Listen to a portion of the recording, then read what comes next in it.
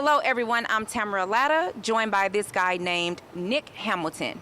It's finally here. Basketball season is back, so brace yourself for the next 8 months for all things basketball, like posterizing dunks, fadeaway jump shots, unbelievable threes, and are you kidding me fouls.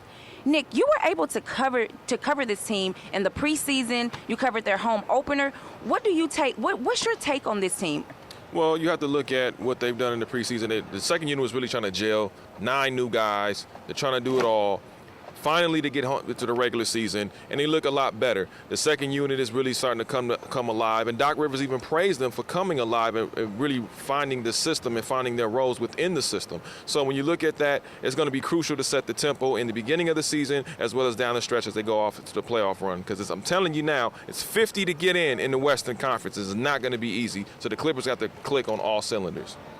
Well, the good thing is we had a chance to catch up with Blake Griffin, Chris Paul, and DeAndre Jordan, 3 guys that's been on this team for 5 years, so they are hungry for a ring. They are very thirsty. They want to taste this champagne, and they talked about it after their first home opener. So listen in and check out what they had to say.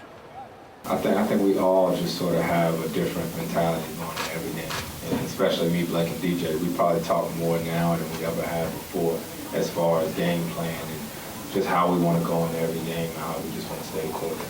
You know, I think we really as a group and myself personally are just taking the approach of we're not going to let things slide this year. If we see something, we say something. We're not going to, whether it's practice, shoot around, games. We know the difference. We know how not to win a championship. And each year we've been unsuccessful. You should learn from that. And I think we have learned a lot from that. So we know what losing teams do. So we're not going to allow our teammates and ourselves really first to fall into that. I feel like this year is different for a lot of us. We got a lot of new guys. We really have to set an example. And we're only here. The guys came here for one reason, and that's to compete for a championship. A lot of teams want to do that, but we really want to do it. And I feel like we have the pieces, and everybody else, they feel the same way. And like I said before the game, we need to win every game at home. And we wanted to come out and protect our home court, and that's what we did, and that's how it'll be every game. Now that you've heard from Blake Griffin, DeAndre Jordan, and Chris Paul, let's touch on the Clippers becoming that villain team in the West. They played teams like Memphis, OKC, Houston, and Golden State, where the game got a little too chippy. But now it seems like Dallas and Sacramento is jumping on that bandwagon. We know DeMarcus Cousins, they played them yesterday, and DeMarcus Cousins made a statement that he just doesn't like the Clippers. He hates the Clippers. That's a strong word to use. He made sure of that. Yeah, that is a very strong word to use, especially coming from Sacramento. Yeah. So why do you think teams like Sacramento and Dallas why do they hate the Clippers so much? Why are they making the Clippers this villain team in the West? You know what? I think they just salty. I mean, if you look at what the Clippers are bringing to the table now as opposed to a year or 2 years ago, I'd be salty too. I mean, my team is looking mediocre at best. I mean, DeMarcus is probably the best guy on his team.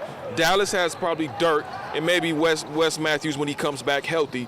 That's it. So, yeah, I'm going to be a little salty. And, let's not forget, Mark Cuban is still salty about not landing DJ in the summertime. So that adds fuel to the fire as well. So, it remains to be seen. But the Clippers got to stay focused. Like I said earlier, they got to keep their mind sharp, keep the game sharp, and they'll make it all the way to the Western Conference Finals. That's my prediction, at least.